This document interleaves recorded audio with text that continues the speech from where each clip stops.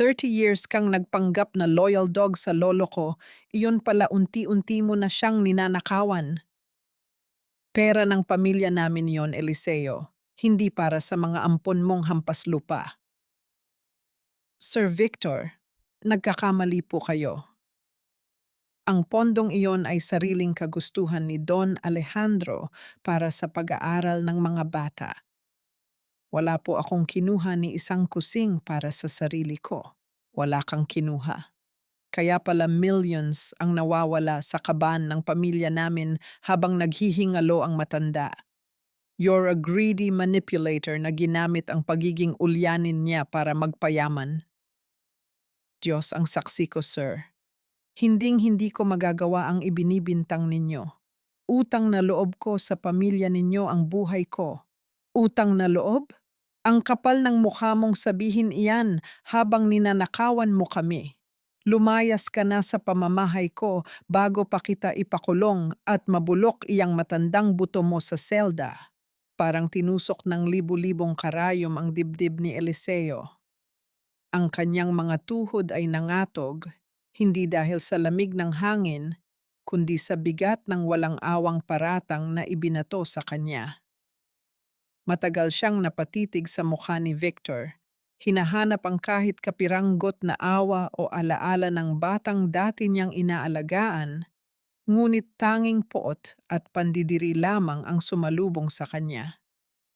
Ang salitang magnanakaw ay patuloy na sumusugat sa kanyang isipan, dumudurog sa natitirang dangal na pinagkaingatan niya ng higit sa 3 dekada. Sa buong buhay niya, naging tapat siyang tagapaglingkod, nagpakumbaba at isinantabi ang sariling kapakanan, ngunit ngayon, ang lahat ng kabutihang iyon ay madaling binura ng isang maruming kasinungalingan. Isang marahas na tulak mula sa 2 malalaking gwardiya ang nagpabagsak sa matandang katawan ni Eliseo sa sementadong daanan. Kasunod nito ay ang walang awang paghagis sa kanyang mga lumang gamit. Bumagsak ang mga nupas na damit, sapatos na pudpod ang swelas, at mga personal na kagamitan sa maputik na kalsada sa labas ng malaking tarangkahan ng mansyon ng mga Lorenzo. Pilit na bumangon si Eliseo, iniinda ang matinding kirot sa kanyang balakang, ngunit hindi ang mga damit o mahalagang gamot niya ang una niyang sinagip.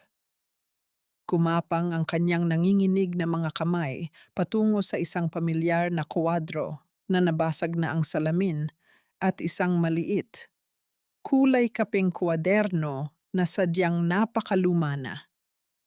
Niyakap niya ang 2 bagay na ito sa kanyang dibdib na tila ba ito ang tanging nagbibigay sa kanya ng hininga sa gitna ng unos.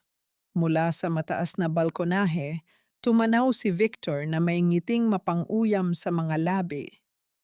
Sa isang kumpas ng kanyang kamay, idineklara niyang ipapa-freeze niya ang lahat ng bank accounts ng matanda at sisiguraduhing aarangkada ang kasong laging panakot ng mga mayayaman. Walang sino man ang maaaring bumangga sa pamilyang Lorenzo at sisiguraduhin niyang gagapang sa hirap ang matanda hanggang sa huling patak ng dangal nito. Bumagsak ang unang patak ng ulan, unti-unting lumalakas hanggang sa tuluyang basain ang buong paligid. Nanatiling nakaluhod si Eliseo sa putikan, ang kanyang manipis at puting buhok ay nakadikit sa kanyang noo, habang ang malamig na tubig ay humahalo sa mainit na luhang umaagos sa kanyang mga pisngi. Ngunit sa likod ng kaawa-awang kalagayan, mayroong matibay na desisyon na nabuo sa kanyang puso. Hinding-hindi niya hahayaang madungisan ang pangalan ng kanyang 3 anak na babae. Sila na nasa rurok na ng kanilang mga pinaghirapang tagumpay. Mas gugustuhin pa niyang kainin ng buhay ng kasong ito ng mag-isa kaysa maging pabigat at kahihiyan sa kanila. Maingat niyang pinunasan ang putik na dumikit sa mukha ng kanyang 3 anak sa lumang litrato gamit ang kanyang nanginginig at maruming hinlalaki. Sa bawat haplos, tila bumabalik sa kanya ang lakas na unti-unting ninanakaw ng sitwasyon. Ang sikreto ng kulay kapeng kwaderno ay nanatiling ligtas sa kanyang bulsa, isang tahimik na saksi sa 22 taon ng kanyang malinis at naghihikahos na pamumuhay. Nagliwanag ang screen ng kanyang lumang telepono, kalakip ang isang pamilyar na himig. Nakapaskil doon ang pangalan ni Maria. Kinagat ni Eliseo ang kanyang ibabang labi upang pigilan ang paghikbi na nagpupumilit kumawala. Huminga siya ng malalim, pinunasan ang luha, at pilit na niretiro ang garalgal sa kanyang boses bago sinagot ang tawag. Mayroon siyang isinuot na masiglang tono, sinasabing kakatapos lamang niyang kumain ng masarap na hapunan at nagpapahinga na sa kanyang mainit na kwarto. Kahit pa ang totoo ay nanginginig siya sa ginaw habang nakaupo sa basang kalsada. Matapos ibaba ang tawag na puno ng pagkukunwari, isang sasakyan ang huminto sa kanyang harapan. Bumaba ang isang lalaking may dalang makapal na kayumangging sobre at walang salitang iniabot ito sa kanya. Nanginginig ang mga kamay ni Eliseo nang buksan niya ang nilalaman nito sa ilalim ng poste ng ilaw. Isang formal na subpena mula sa korte. Nakasulat doon ang bigat ng paratang, isang kasong may parusang aabot sa 20 taong pagkakakulong. Parang pinutulan ng hangin ang baga ng matanda nang mabasa niya ang mga salita. 20 taon. Malamang ay pumanaw na siya sa loob ng malamig na selda bago pa man niya maihatid sa altar ang kanyang mga minamahal na anak. Isang sunod-sunod at mabigat na pag-ubo ang kumawala sa kanyang dibdib. Umaaling-aungaw sa madilim at walang awang gabi. Ang bawat hakbang ni Eliseo sa ilalim ng nakatirik na araw ng Maynila ay parang paglakad sa ibabaw ng nagbabagang bakal. Ang kanyang lumang sapatos, na ilang ulit na niyang ipinatahi, ay tila bumibigay na rin sa init ng aspalto, katulad ng kanyang katawang unti-unti ng dinadaig ng kapaguran. Hawak ang isang lukot-lukot na listahan ng mga libreng legal aid office. Pabalik-balik siya sa mga matatayog na gusali, umaasang may isang pintong magbubukas para sa isang matandang walang maibayad kundi ang kanyang katapatan. Ngunit sa bawat opisina na kanyang pinapasukan, iisang iling at iisang sagot lamang ang kanyang natatanggap. Sa sandaling mabanggit niya ang pangalang Lorenzo, tila nagiging pader ang mga mukha ng mga sekretarya at abogado. Natatakot silang mabangga ang pamilyang tila pag-aari na ang hustisya sa lungsod na ito. Ang bawat tanggi ay isang sampal sa kanyang pagkatao, isang paalala na sa mundong ito, ang boses ng mahirap ay madalas na nilulunod ng kalansing ng ginto. Sa dulo ng isang makitid at madilim na pasilyo sa isang lumang gusali, natagpuan ni Eliseo ang opisina ni Attorney Santos.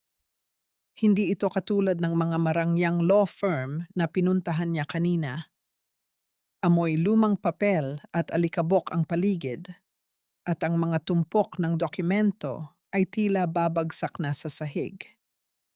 Si Santos ay isang lalaking nasa huling bahagi ng kanyang 20, mukhang pagod at tila pasan ang buong mundo sa kanyang mga balikat. Habang inilalahad ni Eliseo ang kanyang sitwasyon, nakita niya ang pag-aalala sa mga mata ng binate. Sinabi ni Santos na mahirap ang laban na ito dahil ang mga ebidensya ni Victor Lorenzo ay mukhang plansado at may matitinding koneksyon ang pamilya sa hudikatura. Ang bawat salita ng abogado ay parang hatol na sa kamatayan ni Eliseo, ngunit hindi siya sumuko. Nakiusap siya, nanginginig ang boses habang sinasabi na hindi bale nang mawala ang lahat sa kanya. Huwag lang madamay ang kanyang mga anak.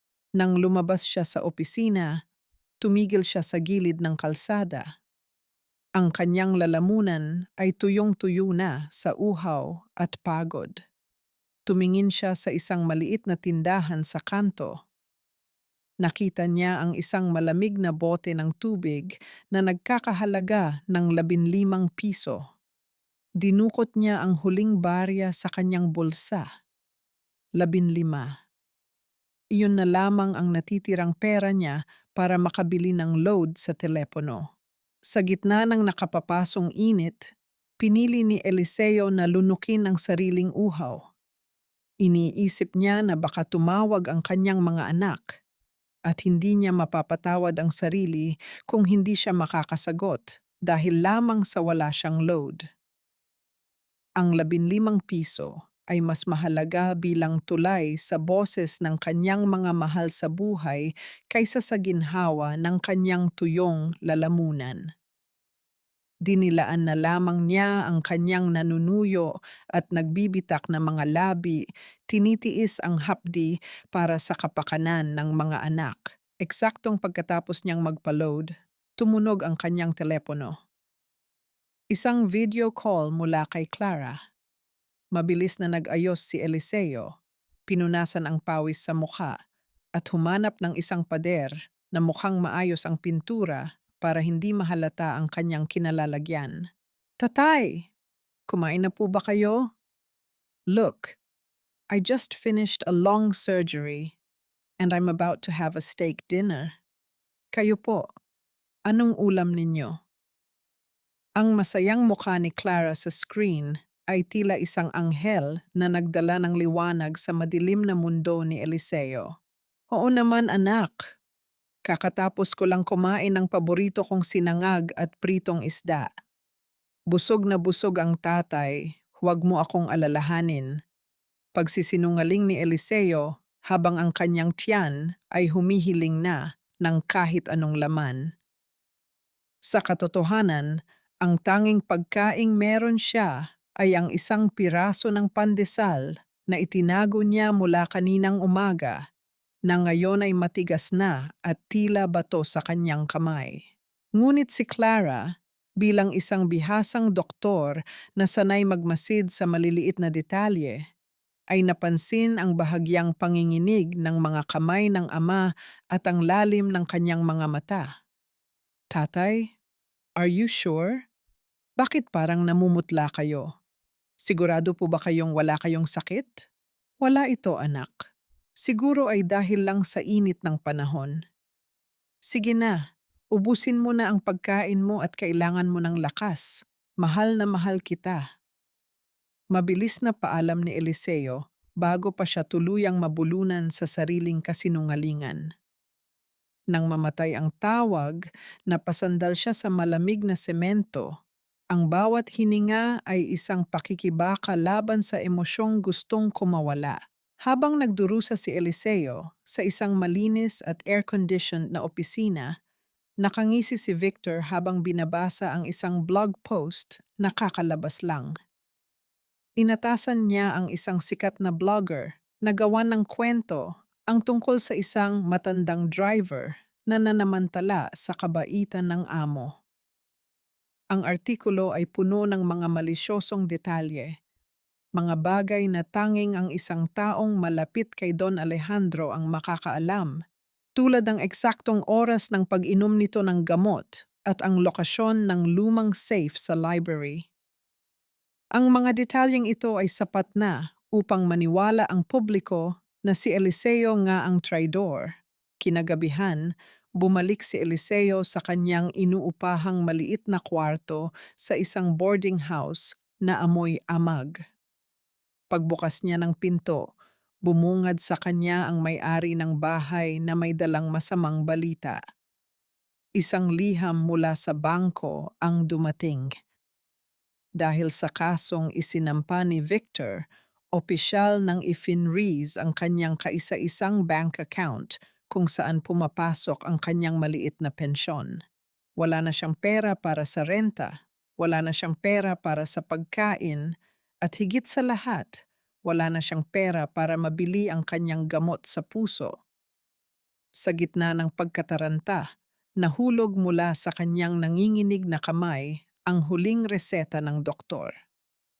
Ang kapirasong papel na iyon ay dahan-dahang lumapag sa madumi at basang sahig, tila isang simbolo ng kanyang huling pag-asa na unti-unti na ring nilalamon ng dilim. Ang bawat hakbang sa loob ng silid ng hukuman ay tila pagpasok sa isang malamig at madilim na kuweba kung saan ang katarungan ay tila isang aninong mailap. Ang amoy ng lumang kahoy at mabigat na presensya ng batas ay lalong nagpaliit sa figura ni Eliseo.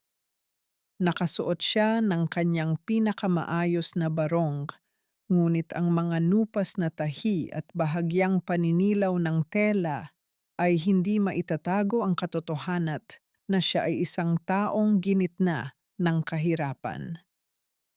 Sa kabilang panig, nauupo si Victor Lorenzo na napapalibutan ng 4 na abogadong animoy mga buwitreng handang sumagpang. Bawat isa ay nakasuot ng mamahaling vest at may bitbit na mga dekalidad na laptop. Nagsimula ang pagdinig sa pamamagitan ng matatalas na salita ng punong abogado ni Victor. Ang bawat pangungusap nito ay tila isang latigo na humahagupit sa dangal ni Eliseo. Tinawag siyang isang oportunistang tagapagsilbi na nanamantala sa panghihina ng isip ng kanyang amo. Your Honor, paano nating paniniwalaan na ang isang simpleng driver na halos hindi makabili ng sariling gamot ay may kakayahang humawak ng milyon-milyong piso nang walang masamang balak? Ang tanong na ito ay umalingaw-ngaw sa buong silid na tila ba ang kahirapan ay isang kasalanang automatikong nagbubura sa katapatan ng isang tao. Sa tabi ni Eliseo, ang batang si Attorney Santos ay lito at pawis na pawis. Ang kanyang mga kamay ay nanginginig habang hinahanap ang mga tamang dokumento sa loob ng kanyang magulong bag. Tuwing susubukan niyang mag-object, ang kanyang boses ay tila napaputol sa hangin. Hindi kayang tapatan ang mapagmaliit na titig ng mga abogadong nasa kabilang panig. Ang bawat pagkakamali ni Santos ay lalong nagpapabaon kay Eliseo sa hukay ng kawalang pag-asa. Sa gitna ng tensyon, tumayo si Victor at humingi ng pahintulot na makapagsalita. Lumapit siya sa direksyon ni Eliseo na may mapagkunwaring awa sa kanyang mga mata. Eliseo, matanda ka na. Hindi ko gustong makita kang mabulok sa kulungan. Sabihin mo lang sa amin kung nasaan ang 3 babaeng iyon. Ang mga ampon mong tinatago ang perang ninakaw mo at iuurong ko ang kasong ito. Huwag mong protektahan ang mga batang walang utang na loob na hinahayaan kang magdusa rito ng mag-isa. Ang salitang walang utang na loob at ang pagtawag sa kanyang mga anak na tila mga kasabwat sa krimen ay nagpadaloy ng init sa mga ugat ni Eliseo. Sa loob ng ilang segundo, tila nakalimutan niya ang kanyang takot at ang kanyang panghihina. Tumayo siya ng tuwid.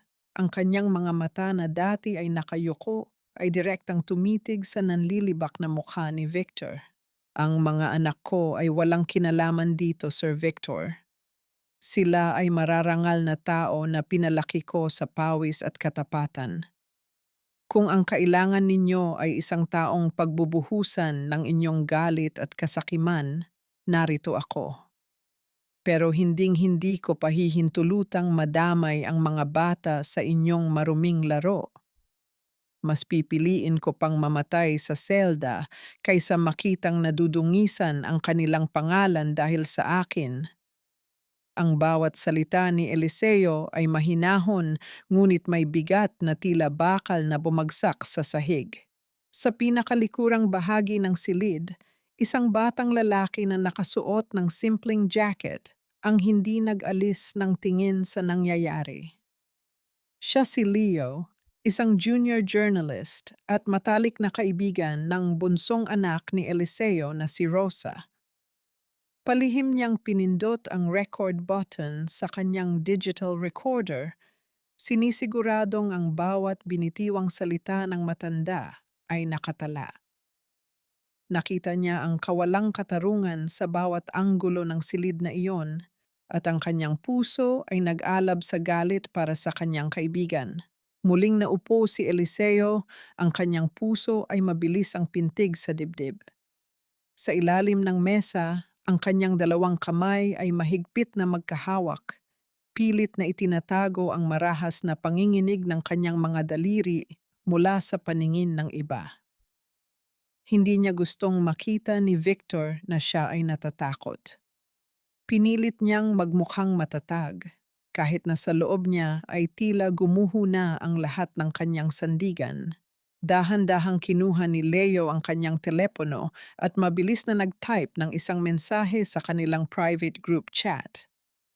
Ipinadala niya ang audio clip ng matapang na pahayag ni Eliseo, kalakip ang maikling babala.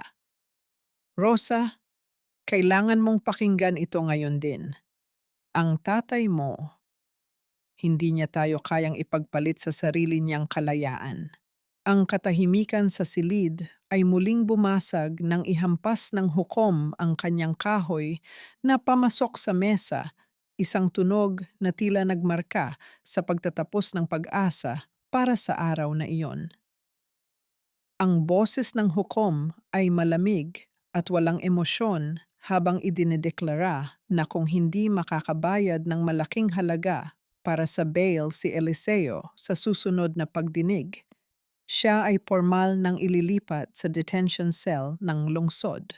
Sa labas ng gusali, sa gitna ng ingay ng trapiko, tumunog ang notification sa telepono ni Rosa. Ang tunog na iyon ay tila isang babala, isang hudyat na ang mundo nilang magkakapatid ay malapit ng yanigin ng isang katotohanang matagal na nilang hindi namamalayan. Sa loob ng maingay na opisina ng isang malaking pahayagan, tila huminto ang mundo para kay Rosa. Ang headset na suot niya ay naghatid ng isang boses na mas kilala pa niya sa sarili niyang pintig ng puso, ang boses ng kanyang tatay Eliseo, ngunit hindi sa paraang nakasanayan niya. Hindi ito ang malambing na boses na nagtatanong kung kumain na ba siya. Ito ay boses ng isang taong sugatan, pilit na ibinabangon ang natitirang lakas upang protektahan ang kanilang mga pangalan laban sa isang malupit na kaaway. Rosa, are you okay? Bakit ka namumutla? Tanong ng isa niyang kasamahan, ngunit hindi ito narinig ni Rosa. Ang tanging naririnig niya ay ang pang-uuyam ni Victor at ang marahas na paghampas ng martilyo ng hukom na tila bawat bagsak ay tumatama sa kanyang sariling bungo. Nanginig ang kanyang mga daliri habang binubuksan ang online portal ng korte. Doon, sa ilalim ng malamig at walang kaluluwang screen ng computer, bumungad sa kanya ang katotohanang pilit na itinago ng kanilang ama. People of the Philippines versus Eliseo Vargas. Toy Dan, qualified theft and estafa. Macan, 20 years of imprisonment. Diyos ko, tatay! Ang tanging naibulalas ni Rosa bago tuluyang humulagpos ang mga luhang kanina pa nagbabadya. Hindi siya nag-aksaya ng panahon.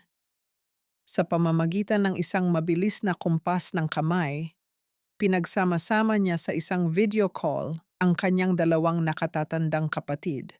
Nang magpakita ang mukha ni Maria sa kanyang marangyang opisina at ni Clara na suot pa ang kanyang surgical gown, hindi na nakapagsalita si Rosa. Ipinakita niya sa kanila ang file ng kaso at ipinarinig ang audio clip na ipinadala ni Leo. Ang katahimikan sa kabilang linya ay mas nakabibingi kaysa sa anumang sigaw. Maria, look at the date. This has been going on for weeks.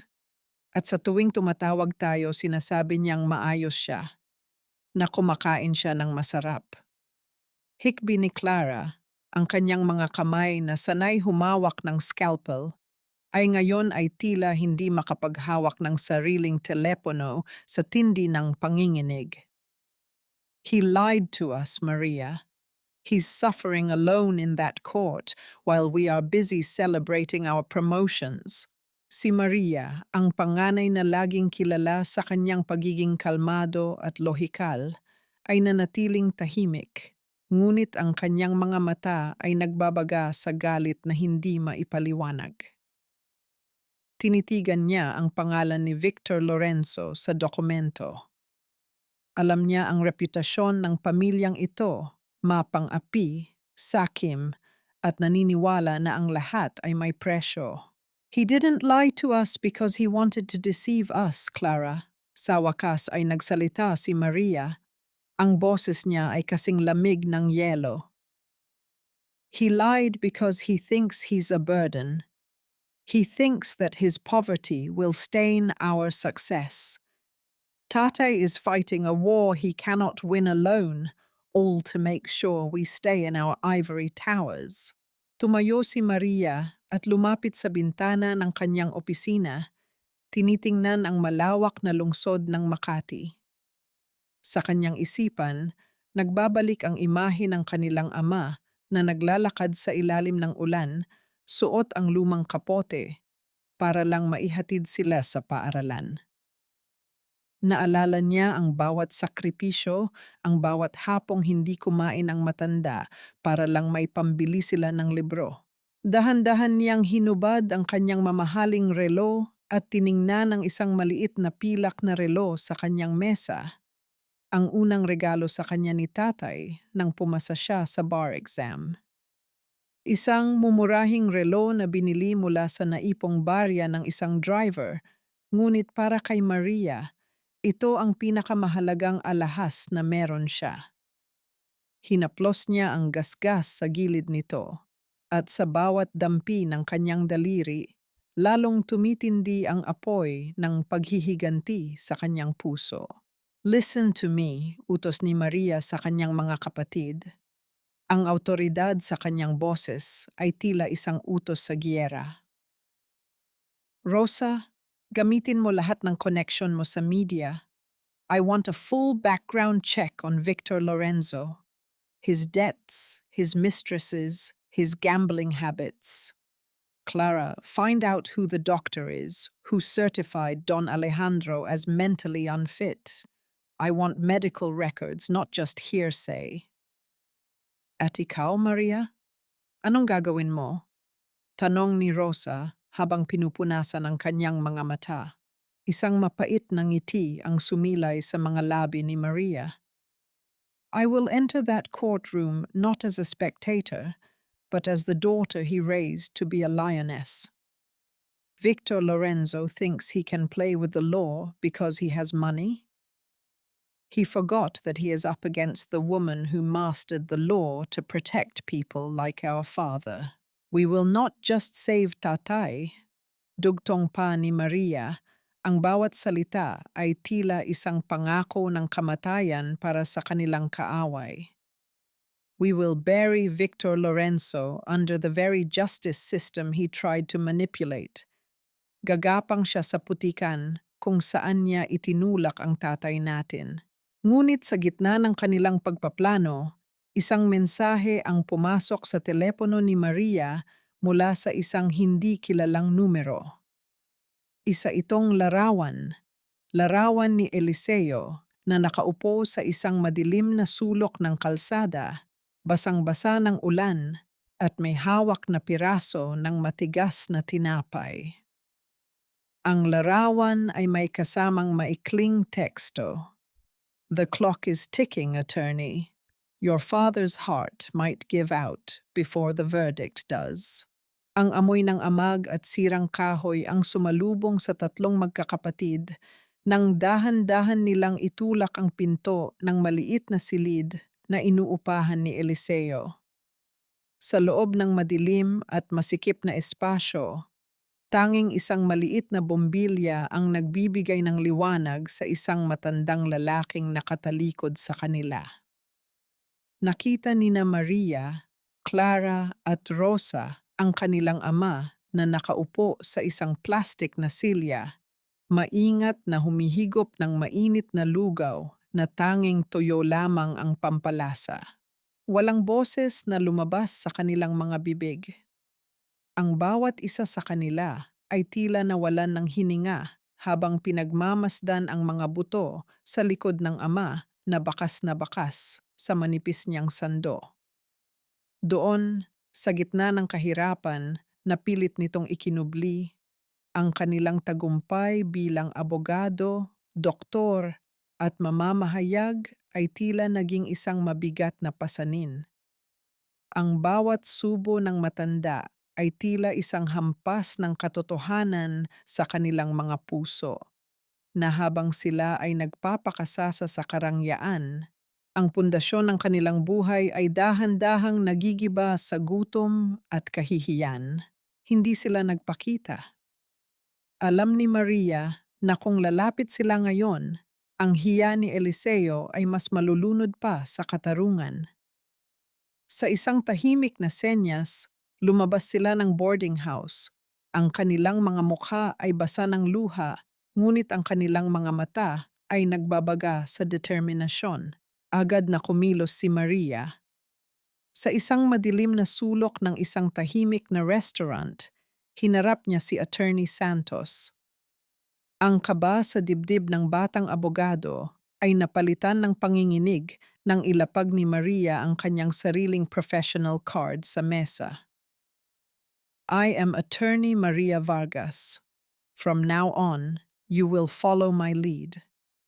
We will let the enemy think they are winning, but behind the scenes, you will be my hand. Ang awtoridad sa boses ni Maria ay hindi nag-iwan ng puwang para sa pagtanggi. Inatasan niya si Santos na ituloy ang pagganap bilang isang lito at mahinang abogado upang hindi makatunog ang kampo ni Victor. Samantala, sa loob ng pinakamalaking pampublikong ospital, ginamit ni Clara ang kanyang titulo upang makapasok sa pinakalihim na archive ng mga medical records. Sa ilalim ng malamig na liwanag ng mga fluorescent na ilaw, binasa niya ang bawat pahina ng huling mga araw ni Don Alejandro. Ang kanyang mga mata, na sanay sa pagsusuri ng mga komplikadong sakit, ay napatigil sa isang partikular na ulat ng nurse. Mayroong nakatalang isang hindi pamilyar na gamot na itinurok sa matanda ilang oras bago nito pirmahan ang huling dokumento ng pamilya Lorenzo. Isang kakaibang ngiti ang sumilay sa mga labi ni Clara, isang ngiting puno ng panganib. Sa kabilang panig ng lungsod, hindi tumitigil ang mga daliri ni Rosa sa pagtipa sa kanyang laptop. Sa tulong ng kanyang mga contact sa Macau, nakuha niya ang mga lihim na ledger ng isang casino. Doon ay nakapaskil ang pangalan ni Victor Lorenzo, 50 milyong piso na utang sa sugal na kailangang bayaran sa loob ng isang buwan. So, this is your motivation, Victor. Bulong ni Rosa sa hangin. Ang bawat salita ay tila isang banta ng pagkagunaw ng mundo ng kalaban. Habang ang tatlong kapatid ay tila mga aninong naghahanda para sa isang malaking giyera, si Victor naman ay nasa isang marangyang club, nalulunod sa alak at halakhak. Ipinagmamayabang niya sa kanyang mga kaibigan kung paano niya didispatyahin ang isang matandang driver na akala mo kung sinong santo. Para sa kanya, ang bukas ay isang formalidad na lamang, isang palabas, kung saan ang katarungan ay nakasulat na sa kanyang pabor dahil sa kapal ng kanyang pitaka. Bumalik si Maria sa silid ng kanyang ama nang masigurado niyang nakatulog na ito dahil sa pagod. Sa ilalim ng unan ni Eliseo, naramdaman niya ang isang matigas na bagay. Dahan-dahan niya itong hinugot, ang maliit, kulay kapeng kuwaderno. Sa bawat paglipat niya ng pahina, ang kanyang puso ay tila pinipiga ng isang dambuhalang kamay. Hindi mga nakaw na milyones ang nakasulat doon. Ang bawat pahina ay talaan ng mga sakripisyo. 2005, ₱5 para sa ribbon ni Maria sa graduation. 2010, ₱50 para sa librong kailangan ni Clara sa medisina. 2015, pamasahe ni Rosa para sa kanyang unang interview. Ang bawat sentimo ay binilang, bawat pangangailangan ng mga anak ay tinuos, habang sa tabi ng mga halagang ito ay nakasulat ang mga salitang, "Huwag ipaalam sa mga bata, ayokong mag-alala sila." Niyakap ni Maria ang lumang kwaderno sa kanyang dibdib. Ang kanyang mga hikbi ay pinilit niyang lunukin upang hindi magising ang matanda. Ang bawat butil ng luha na pumatak sa papel ay tila isang selyo ng kamatayan para kay Victor. Nabalik lamang ang diwa ni Maria nang manginig ang kanyang telepono sa loob ng bulsa. Isang mensahe mula kay Attorney Santos ang bumungad sa screen. "Attorney, kakarating lang ng balita. Victor just submitted a surprise witness for tomorrow. Isang dating nurse ni Don Alejandro na handang tumestigo na binigyan ni Tatay Eliseo ng malaking halaga ang lolo niya para baguhin ang papeles. Tila plansado na ang lahat para sa pagkakulong ni Tatay." Tumingin si Maria sa natutulog na ama. Ang kanyang mukha ay naging kasing tigas ng marmol. Ang laban sa korte bukas ay hindi lamang para sa kalayaan, kundi para sa kaluluwa ng pamilyang binuo ng pag-ibig at hindi ng dugo. Ang bawat tibok ng orasan sa loob ng maliit na silid bago ang pagdinig ay tila isang mabigat na martilyo na tumatama sa pagkatao ni Eliseo. Nakaupo siya sa isang matigas na bangko. Ang kanyang mga kamay ay nakapatong sa kanyang mga tuhod na hindi tumitigil sa panginginig. Sa kanyang harapan, si Attorney Santos ay nakayuko, tila hindi makatingin ng diretso sa mga mata ng matanda. "Tatay Eliseo, kailangan nating maging practical." Mahinang simula ni Santos. Ang boses nito ay puno ng pag-aalinlangan na bahagi ng plano ni Maria upang subukin ang tatag ng matanda. Ang mga ebidensya ni Victor Lorenzo ay masyadong mabigat. Kung itutuloy natin ang trial at matatalo tayo, baka mabulok kayo sa kulungan ng walang pagkakataong makalabas. Pero kung mag-plead tayo ng guilty ngayon, maaari nating makiusap para sa mas mababang parusa. Walang ingay, walang iskandalo. Tumingala si Eliseo, ang kanyang mga mata ay puno ng kalituhan at sakit. "Pero attorney, alam ninyong wala akong ninakaw. Ang aminin ng isang bagay na hindi ko ginawa, hindi ba't parang tinatraidor ko na rin ang tiwala ni Don Alejandro?" Bago pa makasagot ang abogado, bumukas ang pinto at pumasok si Victor Lorenzo. Ang kanyang bawat hakbang ay nagpaparamdam ng kapangyarihan at pananakot. Huminto siya sa harap ni Eliseo. Ang kanyang mukha ay may bakas ng tagumpay. "Listen to your lawyer, Eliseo. Don't be a stubborn old man." Nakangising sabi ni Victor habang inaayos ang kanyang mamahaling kurbata. "Isipin mo ang mga anak mo. Si Maria na isang sikat na abogado, si Clara na isang respetadong doktor, at si Rosa na nasa media. Isang salita ko lang sa mga kaibigan ko sa press, bukas na bukas, ang mga pangalan nila ang nakabandera sa bawat pahayagan. The daughters of a thief." Sa tingin mo ba may matitira pa sa mga career nila kapag nalaman ng publiko na ang pinang-aral nila ay galing sa ninakaw na pera? Ang bawat salita ni Victor ay tila lason na unti-unting pumapatay sa pag-asa ni Eliseo. Ang banta sa kinabukasan ng kanyang mga anak, ang pinakamabigat na pasaning binuhat niya sa buong buhay niya. Nakita niya sa kanyang isipan ang pagbagsak ng lahat ng pinaghirapan ng kanyang mga dalaga, ang mga gabing puyat, ang mga sakripisyo, ang bawat tagumpay na binuo nila mula sa wala. Huwag mong idamay ang mga anak ko, Victor. Pakiusap. Nang hihinang pagsusumamo ni Eliseo, ang kanyang boses ay tila isang bulong na lamang. Then end this now. Mabilis na sagot ni Victor. Ang kanyang tinig ay naging malamig at walang awa. Take the plea. Admit you're a thief, and I'll keep their names out of this. Huwag kang maging makasarili, Eliseo. Isakripisyo mo ang natitirang dangal mo para sa kinabukasan nila. Iyan naman ang ginagawa mo sa loob ng 22 taon, hindi ba? Nang makaalis si Victor, nanatiling tulala si Eliseo. Ang katahimikan sa loob ng silid ay masakit sa pandinig. Sa loob ng kanyang puso, nagtatalo ang katotohanan at ang pag-ibig ng isang ama.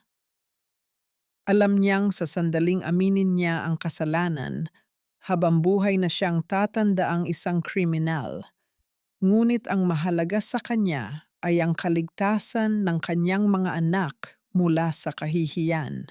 Sa kabilang panig ng pintong bahagyang nakabukas, nakatayo si Maria sa dilim ng hanlang. Narinig niya ang bawat salita, ang bawat banta, at ang bawat hikbi ng kanyang ama. Nakita niya ang kanyang ama na dahan-dahang tumango kay Attorney Santos bilang tanda ng pagsuko. Ang hapdi sa dibdib ni Maria ay tila isang apoy na nagnanais na sumabog, ngunit kailangang pigilan ang sarili. Kinagat niya ang kanyang ibabang labi hanggang sa malasahan niya ang pait ng sariling dugo. Ang kanyang mga kamao ay nakakuyom ng mahigpit habang ang kanyang mga kuko ay bumaon sa kanyang mga palad. Para sa inyo, mga anak ko, gagawin ko ang lahat. Bulong ni Eliseo sa hangin, ang kanyang mga balikat ay bumagsak sa bigat ng kanyang desisyon. Pinili niyang maging anino at maging masama sa mata ng mundo, basta't manatiling maningning ang bituin ng kanyang mga dalaga. Ang marahas na tunog ng pagbukas ng malaking pinto ng courtroom ang pumutol sa katahimikan. Ang mga gwardiya ay pumasok at inakay si Eliseo patungo sa loob. Ang bawat hakbang niya patungo sa harap ng hukom ay tila hakbang patungo sa sarili niyang bitayan. Ang lamig ng aircon sa loob ng silid ay tumagos hanggang sa kanyang mga buto. Naupo si Eliseo sa silya ng nasasakdal, ang kanyang ulo ay nakayuko. Ang hukom, isang lalaking may matalas na mga mata at walang emosyong mukha, ay nagsimulang magsalita. Ang bawat salita nito ay tila isang echo sa loob ng isang malalim na balon. Bago tayo magsimula sa formal na pagbabasa ng mga ebidensya, tinatanong ng hukumang ito ang nasasakdal. Ang boses ng hukom ay umaling-aungaw sa bawat sulok ng silid. Eliseo Vargas, ikaw ba ay nakahandang magpahayag ng iyong plea? Aminado ka ba o hindi aminado sa mga krimeng ibinibintang sa iyo? Huminga ng malalim si Eliseo. Tumingin siya sa malayo, tila hinahanap ang mukha ng kanyang mga anak sa kanyang alaala. Ang kanyang bibig ay dahan-dahang bumukas. Ang salitang magtatapos sa kanyang kalayaan ay nasa dulo na ng kanyang dila. Your Honor, ako po ay... Your Honor, ako po ay... Hindi natapos ni Eliseo ang kanyang sasabihin nang ang malakas na tunog ng pagtama ng 2 dambuhalang pintong kahoy sa pader ay umaling-aungaw sa buong silid. Ang bawat tao sa loob ng courtroom ay sabay-sabay na napalingon sa likuran. Ang liwanag mula sa pasilyo ay tila naging isang corona sa tatlong figurang naglalakad papasok. Ang kanilang bawat hakbang ay may dalang bigat at awtoridad na tila nagpapatigil sa pag-ikot ng mundo. Ang ritmo ng matutulis na sapatos na tumatama sa makintab na sahig ay tila isang babala ng paparating na unos.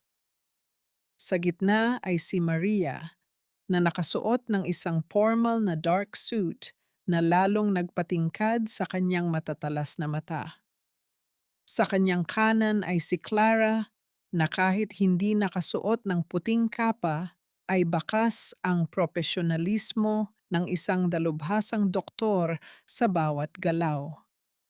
At sa kaliwa ay si Rosa na may bitbit na kumpiyansa ng isang taong sanay humarap sa katotohanan. Maria, Clara, Rosa, gulantang na bulong ni Eliseo ang kanyang puso ay tila gustong tumalon mula sa kanyang dibdib sa tindi ng takot. Anak, umalis na kayo rito. Please, huwag kayong tumingin. Ngunit hindi siya pinakinggan ng tatlo. Tuloy-tuloy silang lumakad hanggang sa harap ng barandilya ng korte. Si Victor Lorenzo, na kanina ay nakangisi, ay dahan-dahang napatayo. Ang kaba ay nagsimulang gumapang sa kanyang batok nang makita ang apoy sa mga mata ni Maria. Your Honor, I apologize for the interruption. Ang boses ni Maria ay bumasag sa katahimikan, malinaw at puno ng kapangyarihan. I am Attorney Maria Vargas, and I am formally entering my appearance as the lead counsel for the defense of Mr. Eliseo Vargas. Ang bulungan sa loob ng korte ay tila isang mabilis na agos ng tubig. Maging ang hukom ay napataas ang kilay nang makita ang selyo ng isa sa pinakamalaking law firm sa bansa sa mga dokumentong inilapag ni Maria sa mesa.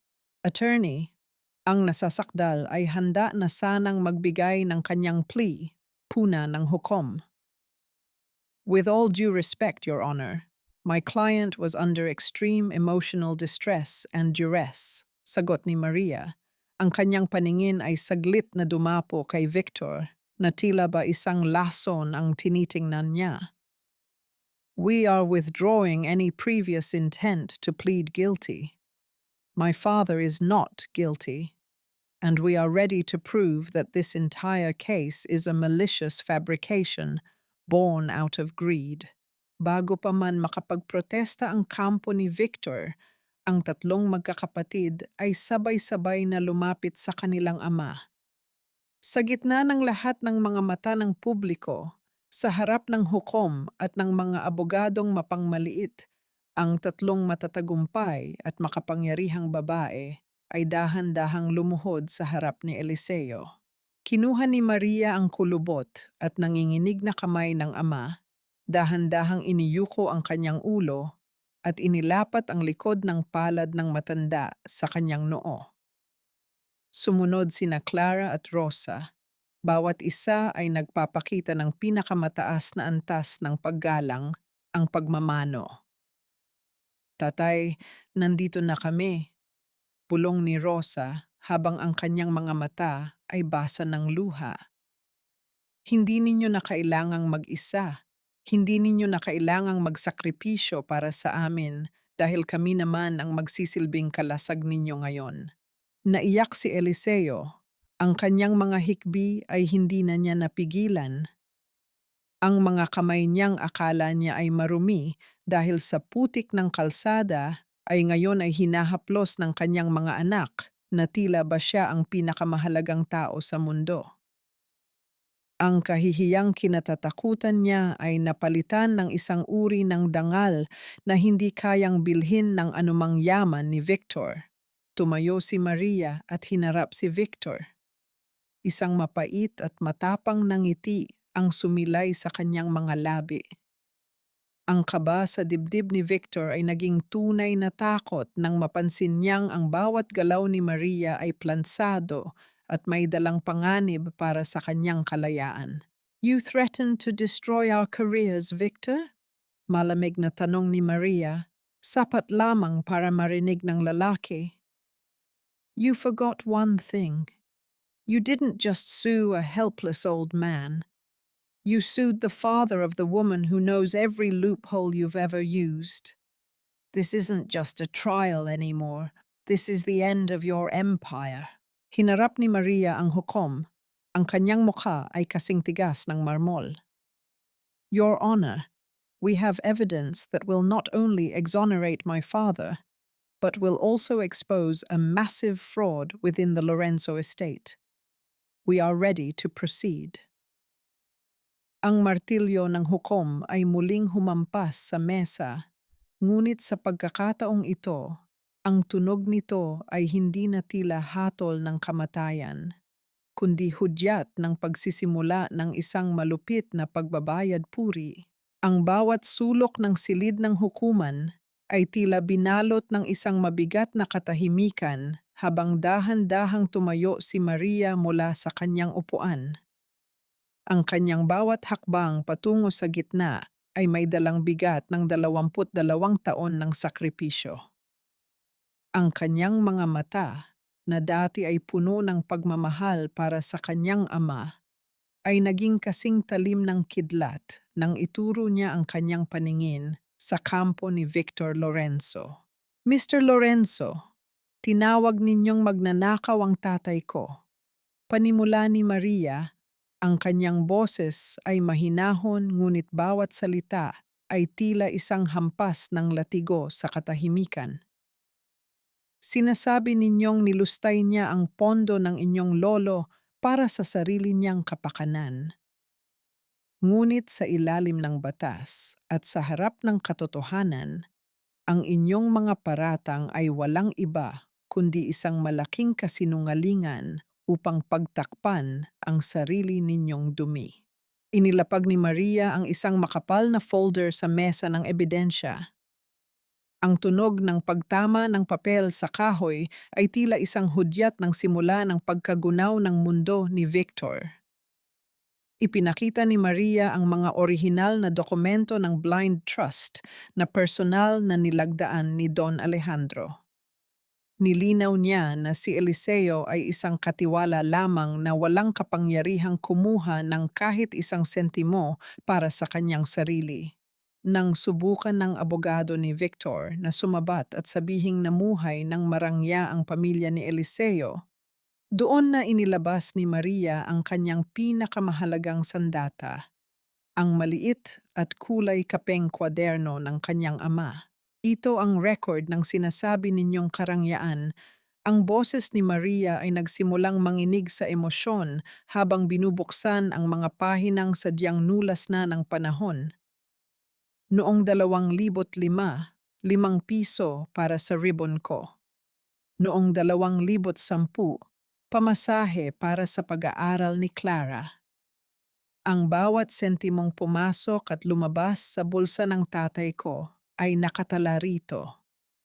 Hindi ito pera mula sa pamilya Lorenzo, kundi mga baryang naipon mula sa paglalakad niya sa ilalim ng ulan para lang makatipid sa pamasahe. Ang tatay ko ay hindi nagnakaw sa inyo, Victor. Ninakawan niya ang sarili niya ng pagkain at pahinga para lang may mapatapos siyang isang abogado, isang doktor, at isang journalist. Ang bawat tao sa loob ng korte, maging ang mga gwardya, ay napatitig kay Eliseo. Ang matanda ay nakayuko, ang kanyang mga balikat ay nanginginig sa tahimik na pag-iyak. Ang bawat salita ni Maria ay tila isang pagbabalop sa sugatang puso ng ama. Hindi pa doon natapos ang lahat. Tumayo si Clara bilang isang expert medical witness. Sa pamamagitan ng isang projector, ipinakita niya ang mga orihinal na MRI scans ng utak ni Don Alejandro. Bilang isa sa mga nangungunang doktor sa bansa, Ipinaliwanag ni Clara sa korte na ang matanda ay nasa rurok ng kanyang mental na kapasidad nang pirmahan nito ang trust fund. Ngunit ang mas ikinagulat ng lahat ay nang ilahad ni Clara ang ulat tungkol sa isang ilegal na gamot na itinurok sa matanda. Isang gamot na naglalayong gawin siyang mukhang ulyanin na iniutos ng sariling doktor ni Victor. Sa gitna ng kaguluhan ng mga argumento, isang sabay-sabay na tunog ng mga notification sa telepono ang umaling-aungaw sa buong silid. Maging ang hukom ay napatingin sa kanyang device. Si Rosa, na kanina pa tahimik na nagtatrabaho sa kanyang laptop, ay opisyal nang nag-publish ng kanyang investigative report. Ang headline ay nagliliyab sa katotohanan: The Lorenzo Scandal, Gambling Debts, and the Frame-up of a Loyal Servant. Lumalabas sa ulat ni Rosa ang mga dokumento mula sa Macau Casino na nagpapatunay na si Victor ay baon sa utang na aabot sa 50 milyong piso. Ang pagdemanda kay Eliseo ay isang desperadong hakbang lamang upang makuha ang pera ng trust fund para pambayad sa kanyang mga utang sa sugal. Nawala ang poise ni Victor. Ang kanyang mukha ay naging kasing pula ng apoy. Kasinungalingan lahat iyan. Mga ampon lang kayo. Wala kayong karapatang hiyain ako sa harap ng korte. Galing niyang sigaw, ang kanyang boses ay pumiyok sa tindi ng galit at takot. Ang kanyang pagwawala ay lalong nagpatibay sa kanyang pagiging kontrabida sa mata ng publiko. Tumingin ang hukom kay Victor, ang kanyang mga mata ay puno ng matinding pandidiri. Ang martilyo ng korte ay muling humampas, isang tunog na tila pako sa kabaong ng ambisyon ni Victor. Order in the court, Mr. Lorenzo. Manahimik kayo o ipapakontempt kita. Ngunit hindi na mapigilan si Victor. Sa kanyang desperasyon, sinubukan niyang sugurin ang lamesa ni Maria. Ngunit mabilis siyang naharangan ng mga police officers. Ang tunog ng mga sapatos na nagkakaunahan sa sahig at ang marahas na pagpigil sa kanya ay tila isang mabilis na sayaw ng kaguluhan. You're finished, Victor. Malamig na sabi ni Maria habang tinitingnan ang lalaking ngayon ay pilit na pinapatabi ng mga autoridad. Ang batas na akala mo ay laro mo lang, iyon mismo ang susakal sa iyo ngayon. Ang hukom ay muling humampas ng martilyo. Ang tunog nito ay mas malakas at mas pinal kaysa sa mga nauna. Inutusan niya ang mga police officers na huwag hayaang makalabas ng gusali si Victor habang inihahanda ang formal na warrant of arrest para sa perjury at falsification of documents. Sa gitna ng lahat ng ito, dahan-dahang lumapit ang tatlong magkakapatid sa kanilang tatay. Si Eliseo ay tila pagod na pagod. Ang kanyang mga mata ay naniningkit sa tindi ng emosyon. Sa bawat sigaw at gulo sa loob ng korte, ang tanging mahalaga sa kanya ay ang init ng mga kamay ng kanyang mga anak na nakahawak sa kanya. Ang bawat bulong at ingay sa loob ng silid ng hukuman ay biglang napawi nang muling humampas ang martilyo ng hukom. Ang tunog nito ay hindi na tila isang banta, kundi isang formal na pagtatapos sa isang mahaba at madilim na kabanata. Ang lahat ay napatayo, ang bawat mata ay nakatuon sa lalaking nakaupo sa mataas na silya ng hustisya, habang si Victor ay pilit na pinatatahimik ng dalawang police officers sa isang sulok. Matapos suriin ang lahat ng mga ebidensyang iniharap ng depensa, kabilang ang mga medical records at ang mga dokumento ng trust fund, ang boses ng hukom ay gumaralgal sa buong silid, puno ng awtoridad at bigat. Ang hukumang ito ay nagpapahayag na si Eliseo Vargas ay walang sala sa lahat ng mga paratang laban sa kanya. Ang lahat ng kanyang mga karapatan at ari-arian ay dapat ibalik sa kanya ng agaran. Isang sabay-sabay na paghinga ng malalim ang nagmula sa mga tao sa loob ng korte na tila ba ang lahat ay nakikisimpatya sa matanda. Ngunit hindi pa doon nagtapos ang hatol. Ang tingin ng hukom ay lumipat kay Victor Lorenzo at ang lamig ng kanyang boses ay tila yelong dumikit sa balat ng lalaki. Dahil sa mga nakuhang ebidensya ng perjury, falsification of public documents, at ang tangkang panlilinlang sa sistema ng hustisya, inuutos ng hukumang ito ang agarang pag-aresto kay Victor Lorenzo. Wala siyang karapatang magpiyansa habang hinihintay ang formal na pagdinig sa kanyang mga krimen. Ang malamig na tunog ng bakal na kumapit sa mga pulso ni Victor ay tila isang musika para sa mga nagnanais ng katarungan. Ang lalaking dati ay tinitingala dahil sa yaman ay ngayon ay hinihila palabas. Ang kanyang mukha ay puno ng hiya at pait habang ang mga flash ng camera ng mga reporter na tinawag ni Rosa ay walang tigil sa pagtama sa kanyang namumutlang balat. Habang idinadaan si Victor sa tapat ni Eliseo, tumigil ang mga pulis. Huminto ang mundo sa sandaling iyon. Tiningnan ni Victor si Eliseo nang may matinding poot. Ang kanyang mga labi ay nanginginig sa nagnanais na magmura. Ngunit bago pa siya makapagsalita, ang matanda ay dahan-dahang tumayo. Hindi galit ang makikita sa mga mata ni Eliseo, kundi isang malalim na awa. "Sir Victor," mahinahon na sabi ni Eliseo, sapat lamang para marinig ng dalawa. "Marami ka pong pera, pero sa sandaling ito, mas may saman pa ako sa inyo. Kasi kahit wala akong kahit ano, mayroon akong mga anak na handang tumayo para sa akin. Kayo po, sa kabila ng lahat ng ginto ninyo, ay isa lamang ulila sa pagmamahal." Natahimik si Victor. Ang kanyang mga balikat ay bumagsak at sa unang pagkakataon, ang kanyang mapagmataas na ulo ay nayuko sa harap ng isang taong dati ay tinawag niyang aso. Mabilis siyang inakay ng mga pulis palabas. Iniiwan ang isang silid na puno ng tagumpay. Ang hukom ay dahan-dahang tumayo mula sa kanyang upuan at bumaba patungo sa kinalalagyan ni Eliseo. Sa harap ng lahat ng tao, ang hukom ay yumuko ng bahagya bilang tanda ng paggalang sa dangal ng matanda. "Mr. Vargas, ang hukumang ito ay humihingi ng paumanhin sa inyong dinanas. Ang inyong katapatan ay isang aral sa aming lahat. Isang masigabong palakpakan ang pumuno sa silid. Ang mga tao ay nagbubunyi.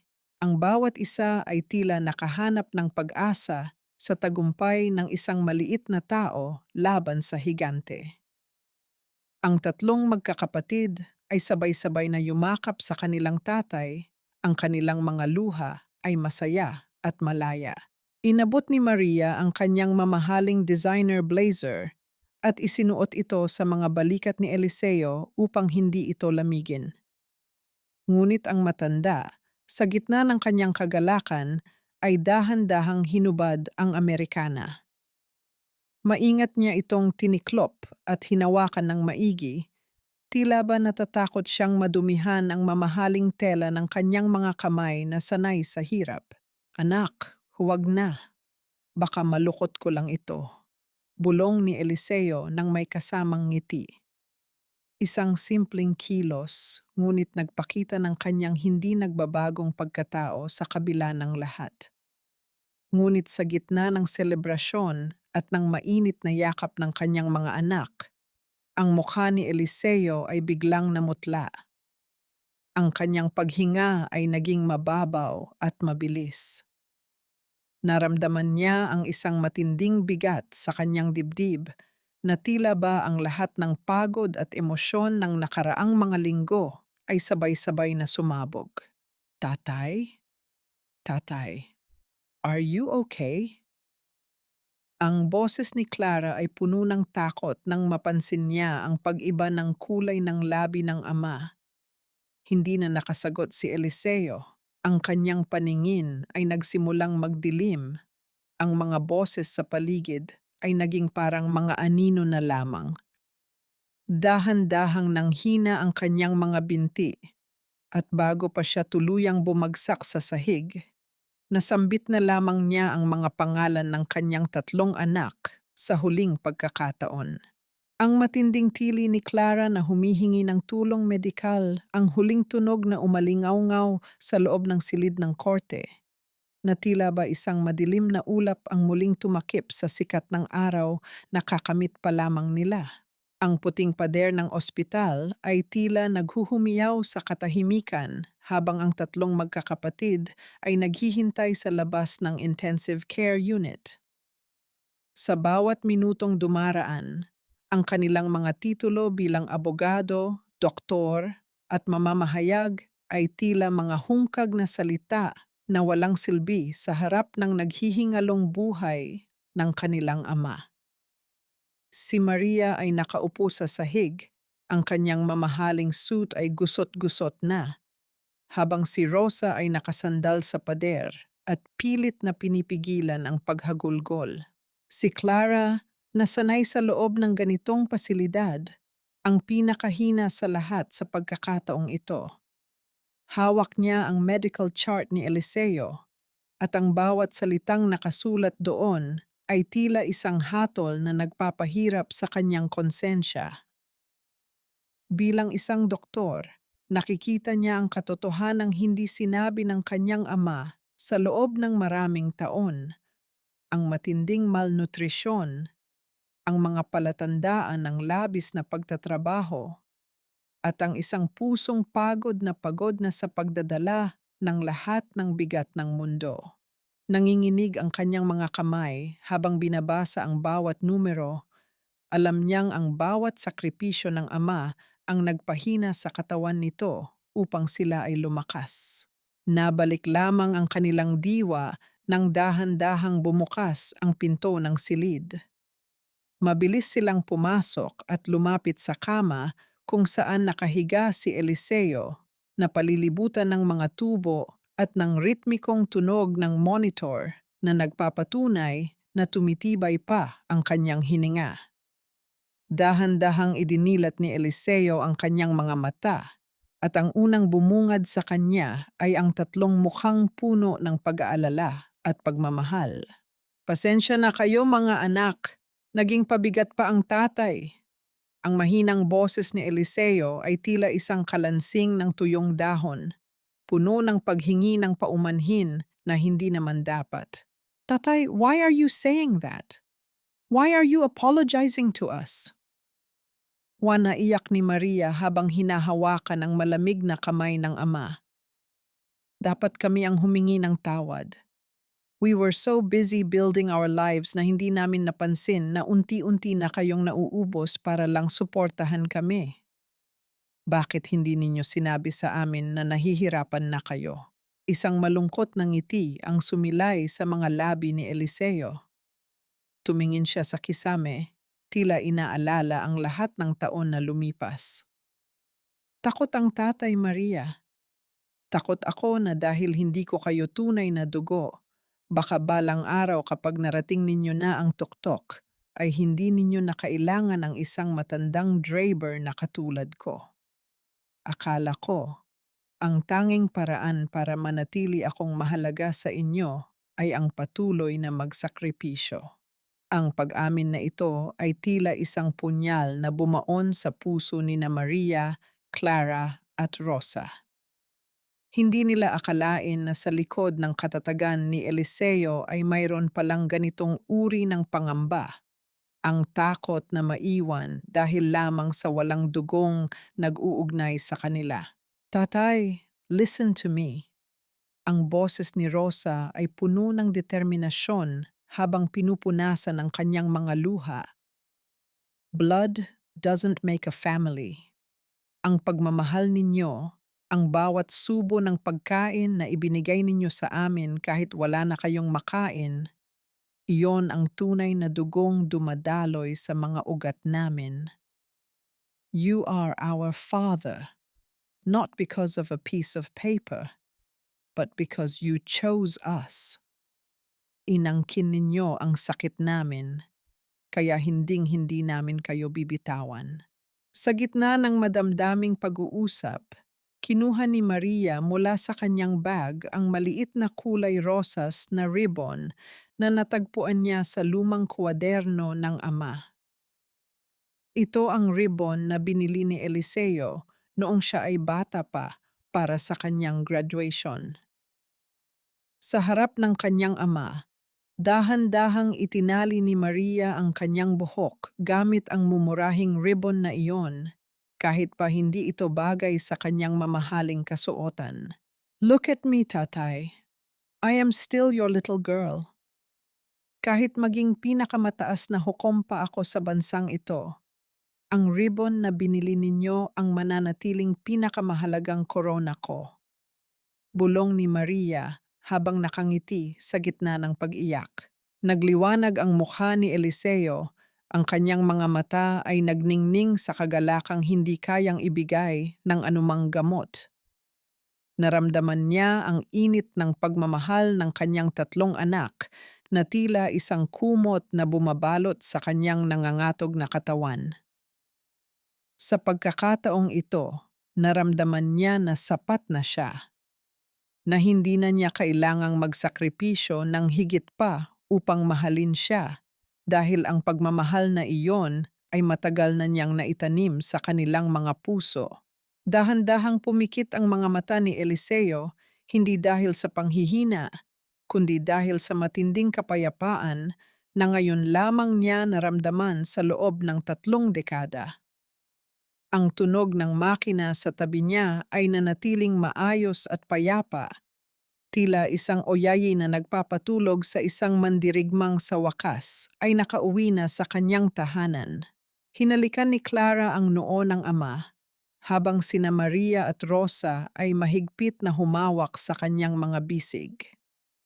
Sa loob ng maliit na silid na yon ng ospital, ang sugat ng kahapon ay tuluyan ng naghilom, pinatitibay ng isang sumpaan na wala ng iwanan, wala ng lihim, at tanging pag-ibig na lamang ang maghahari.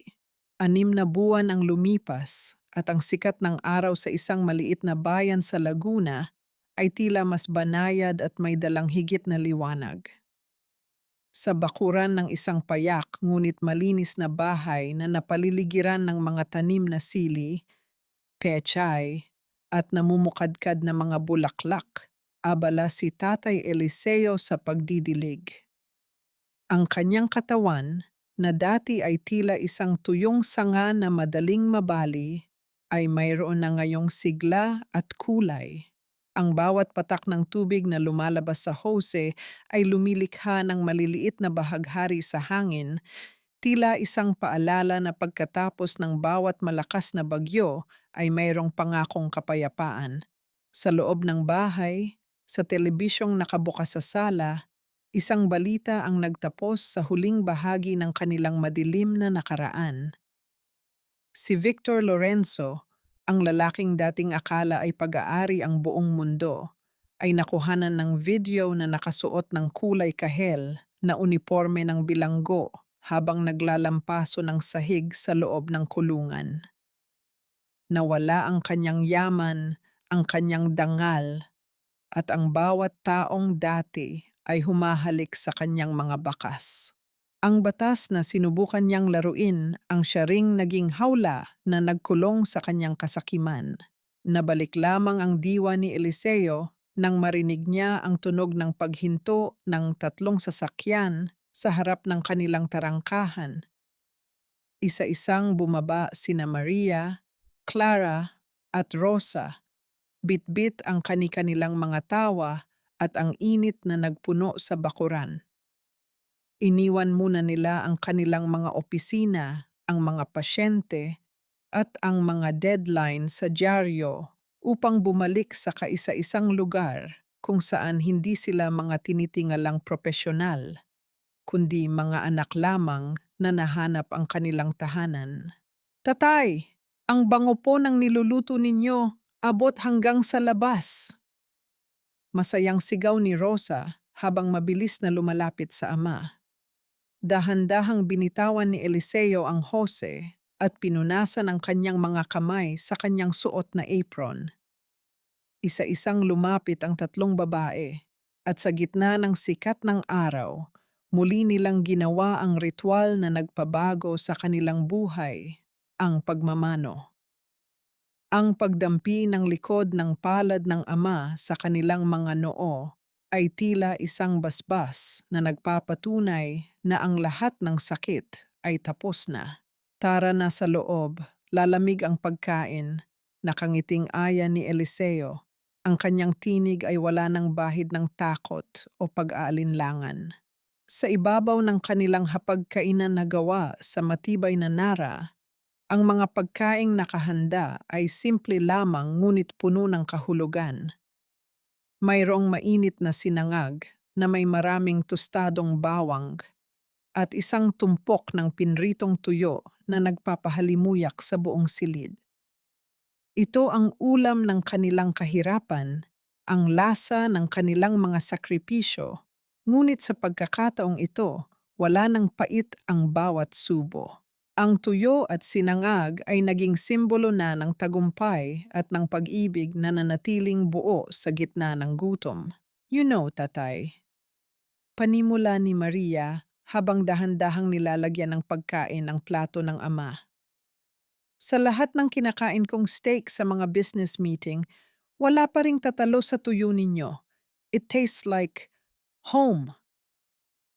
Kaya nga po ako laging excited umuwi dagdag ni Clara. Dito lang ako nakakatulog ng mahimbing, knowing na safe na kayo rito at hindi ninyo na kailangang magtago. Kinuha ni Eliseo ang kanyang maliit na kulay kapeng kwaderno na ngayon ay nakapatong na sa isang altar sa tabi ng mga medalya ng kanyang mga anak. Binuksan niya ang huling pahina nito. Wala nang nakasulat na halaga ng pera.